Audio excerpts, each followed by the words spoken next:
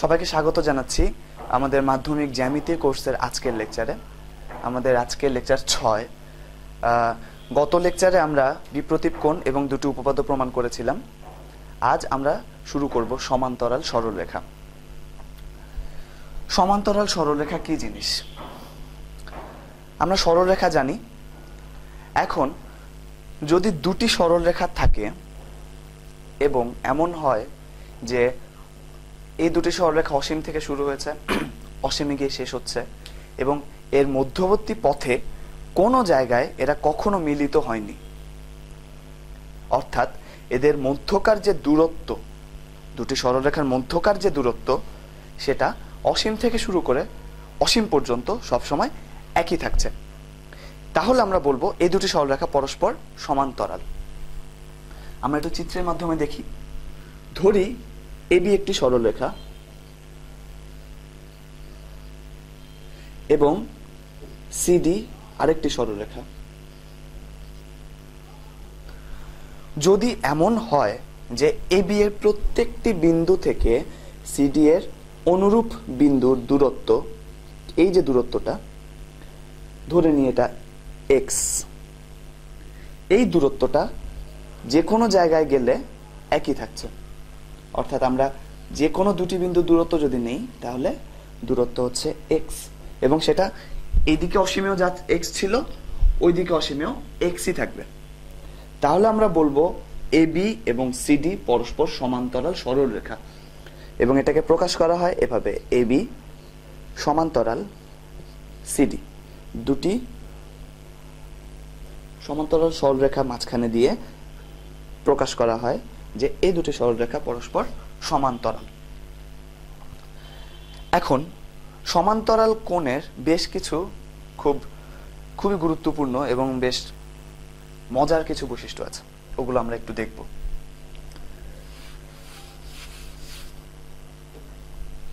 প্রথমেই আমরা আবার এবি সরলরেখাটা এঁকে নিই।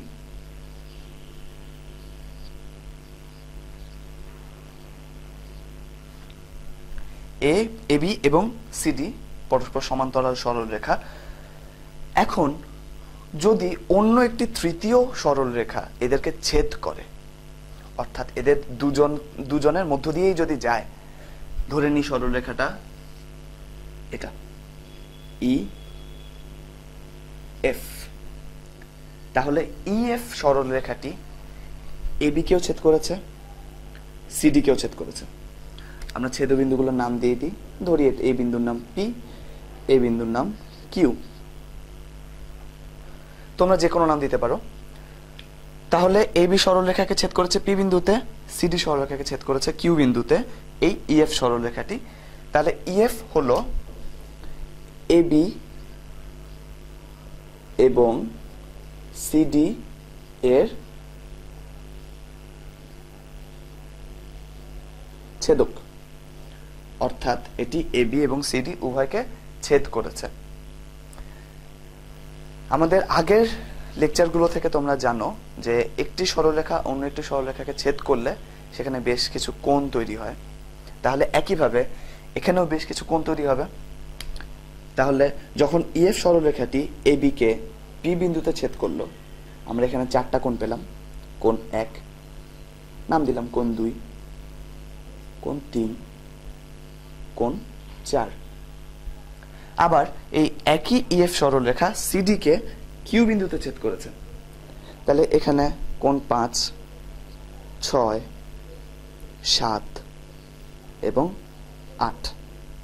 তাহলে একজোড়া সমান্তরাল সরলরেখাকে যখন একটি ছেদক ছেদ করে সেখানে 8টি কোণ তৈরি হয়। এই 8টি কোণের আবার বিভিন্ন রকম নাম আছে এবং তাদের কিছু বৈশিষ্ট্য আছে, এগুলো একটু আমরা দেখব। প্রথমে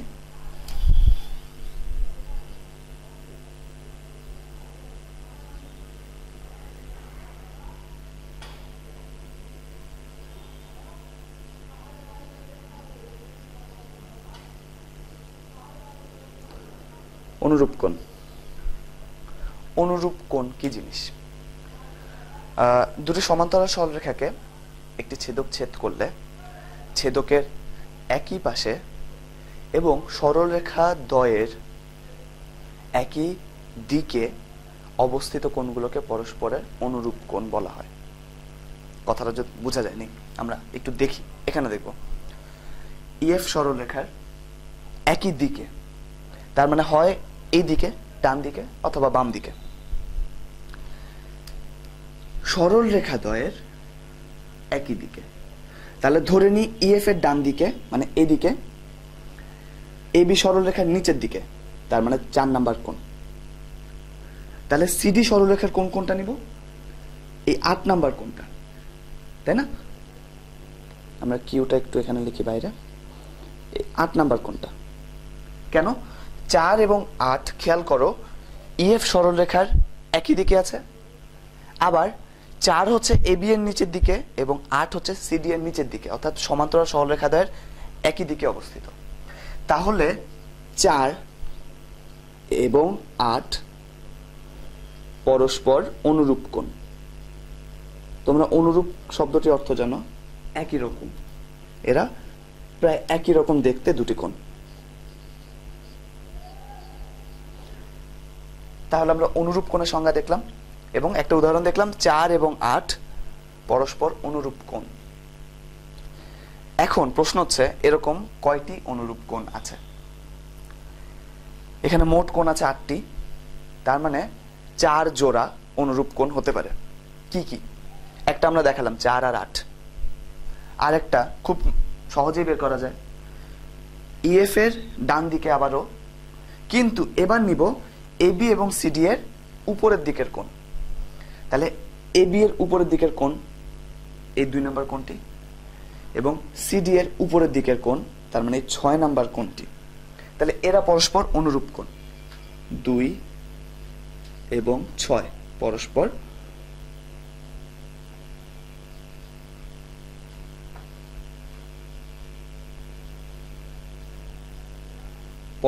অনুরূপ কোণ।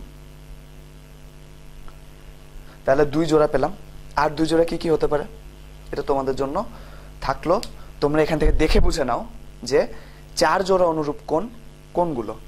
আমরা 2 জোড়া দেখালাম, 4 8 2 6, আর 2 জোড়া অনুরূপ কোণ কোনগুলো, এটা তোমাদের জন্য একটা প্রশ্ন। এখন আমরা আরেক ধরনের কোণ দেখব, সেটা হলো একান্তর কোণ।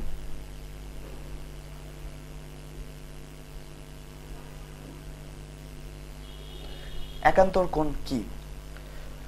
একটি সরলরেখা যখন পরস্পর সমান্তরাল দুটি সরলরেখাকে ছেদ করে, তখন এই ছেদকের বিপরীত পাশে অবস্থিত এবং সমান্তরাল সরলরেখা দ্বয়ের বিপরীত পাশে অবস্থিত কোণ দুটিকে পরস্পরের একান্তর কোণ বলা হয়। ব্যাপারটা একটু সহজে ব্যাখ্যা করা যায়।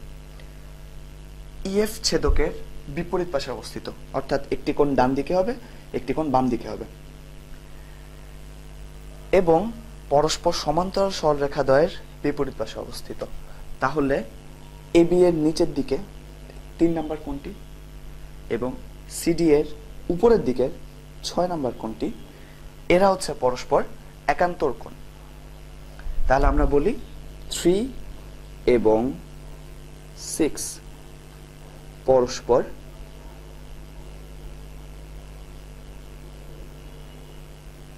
একান্তর। ইএফ ছেদকের বিপরীত পাশে অবস্থিত দুটি কোণ, 3 হচ্ছে বাম দিকে, 6 হচ্ছে ডান দিকে। আবার সরলরেখা দ্বয়ের বিপরীত পাশে অবস্থিত, 3 হচ্ছে এবি এর নিচের দিকে, 6 হচ্ছে সিডি এর উপরের দিকের একটি কোণ, এরা হচ্ছে পরস্পর একান্তর কোণ। তাহলে এরকম আর কোনটা পাওয়া যায় খেয়াল করো। এখন আমরা উপরে নিয়েছিলাম বাম দিকের কোণ, নিচে নিয়েছিলাম ডান দিকের কোণ। এখন যদি উপরের দিকের ডান দিকের কোণ নেই এবং নিচের বাম দিকের কোণটা নেই, তার মানে 4 এবং 5, তাহলে আমরা আরেক জোড়া একান্তর কোণ পাই, 4 এবং 5 পরস্পর একান্তর। এই গেল একান্তর কোণ। এবার আরেক ধরনের কোণ আছে, এটা খুব সহজ, এটাকে বলা হচ্ছে অন্তস্থ কোণ।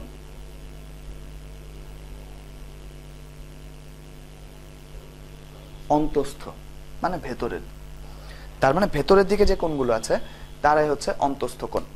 ভেতরের দিকে বলতে এবি এর নিচে সিডি এর উপরে এই মাঝামাঝি জায়গাটাতে যে কোণগুলো আছে সেগুলো হচ্ছে অন্তস্থ কোণ। তাহলে 4 এবং 6 ছেদকের ডান দিকের দুটি অন্তস্থ কোণ, 3 এবং 5 ছেদকের বাম দিকের দুটি অন্তস্থ কোণ। তাহলে মোট অন্তস্থ কোণ আছে 4টি। তাহলে কে কে? 4 এবং 6, 3 এবং 5 অন্তস্থ কোণ।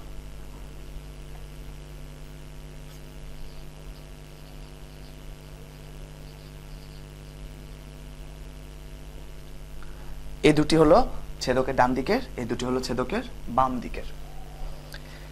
এবার সমান্তরাল সরল রেখায় সংজ্ঞা আমরা দেখলাম, কয়টা কোণ দেখলাম। এবার খুব গুরুত্বপূর্ণ দুটি কথা যা বলা দরকার সমান্তরাল সরল রেখা সম্পর্কে। আমরা আগেই জানি যে দুটি সমান্তরাল সরল রেখা কখনো পরস্পরকে ছেদ করবে না, এবং এদের মধ্যকার যে দূরত্ব সেটি অসীমে যা ছিল মধ্যবর্তী পথেও তাই থাকবে, এবং অন্যদিকে অসীম পর্যন্ত একই দূরত্ব থেকে যাবে। এছাড়াও আরেকটি গুরুত্বপূর্ণ বৈশিষ্ট্য আছে, সমান্তরাল সরল রেখার একান্তর কোণগুলো পরস্পর সবসময় সমান হবে, এবং সমান্তরাল সরল রেখার অনুরূপ কোণগুলো পরস্পর সমান হবে। আমরা একান্তর কোণ জানি, আমরা বলছিলাম 3 এবং 6 পরস্পর একান্তর কোণ। 3 মানে কোণ এ পি কিউ, এবং 6 মানে হচ্ছে কোণ ডি কিউ পি।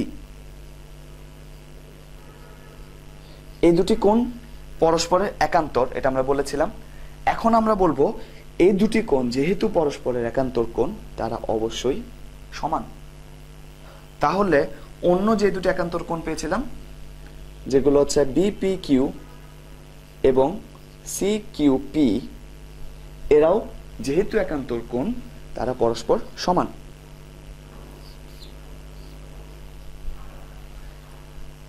এটি হলো প্রথম বৈশিষ্ট্য। দ্বিতীয় বৈশিষ্ট্য, সমান্তরাল সরলরেখার অনুরূপ কোণগুলো পরস্পর সমান হয়। আমরা 4 জোড়া অনুরূপ কোণ পেয়েছিলাম। একটা উদাহরণ, 2 নাম্বার এবং 6 নাম্বার, এই দুটি কোণ পরস্পরের অনুরূপ আমরা বলেছিলাম। তার মানে কোণ বি পি এফ এবং কোণ ডি কিউ পি, এই কোণ দুটি পরস্পর অনুরূপ এবং এই কারণে তারা পরস্পর সমান। একইভাবে অন্য 3 জোড়া অনুরূপ কোণ তারাও পরস্পর সমান হবে, এবং এটি সমান্তরাল সরলরেখার খুবই গুরুত্বপূর্ণ একটি বৈশিষ্ট্য। তোমরা যদি দেখো দুটি সরলরেখা, আমরা জানি না তারা সমান্তরাল কিনা, দুটি সরলরেখা আছে এবং অন্য একটি সরলরেখা তাদেরকে ছেদ করেছে, তখন এই অনুরূপ কোণগুলো যদি সমান হয়, একান্তর কোণগুলো যদি পরস্পর সমান হয়, তাহলে আমরা বলতে পারবো ওই দুটি সরলরেখা পরস্পর সমান্তরাল ছিল। আমাদের স্কেল দিয়ে মেপে মেপে দেখা লাগবে না যে এদের মধ্যকার দূরত্ব সবসময় সমান আছে কিনা, আমরা কোণ মেপেই বলে দিতে পারবো এই দুটি সরলরেখা পরস্পর সমান্তরাল। আমাদের আজকের লেকচার এই পর্যন্তই থাক। সমান্তরাল সরলরেখা নিয়ে আমরা আমাদের আলোচনা পরবর্তী লেকচারে আর একটু আগাবো, আরো নতুন কিছু দেখবো সমান্তরাল সরলরেখা নিয়ে। আজকের লেকচারে এই পর্যন্তই। আশা করছি তোমরা সব বুঝতে পেরেছো, এবং আশা করবো আমাদের সাথে পরবর্তী লেকচারেও তোমরা থাকবে। ধন্যবাদ।